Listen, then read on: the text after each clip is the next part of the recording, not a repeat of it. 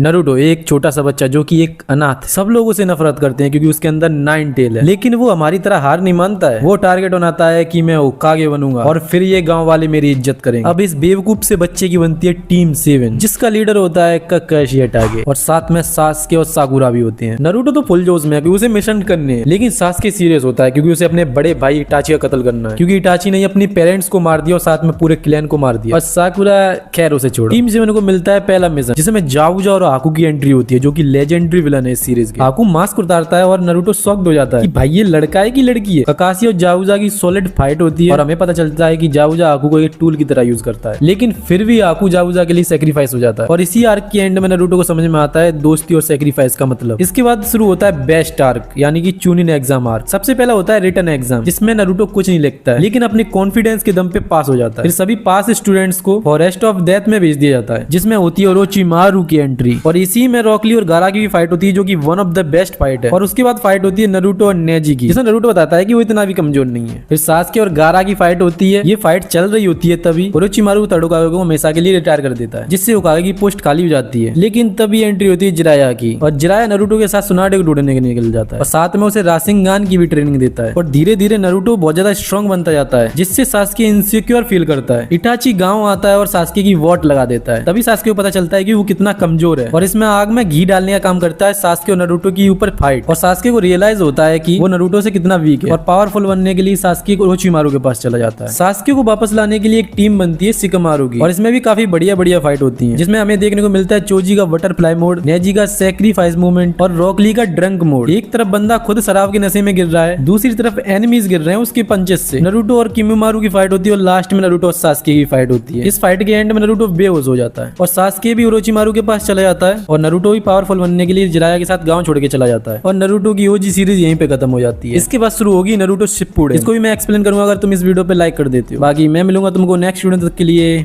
Bye bye.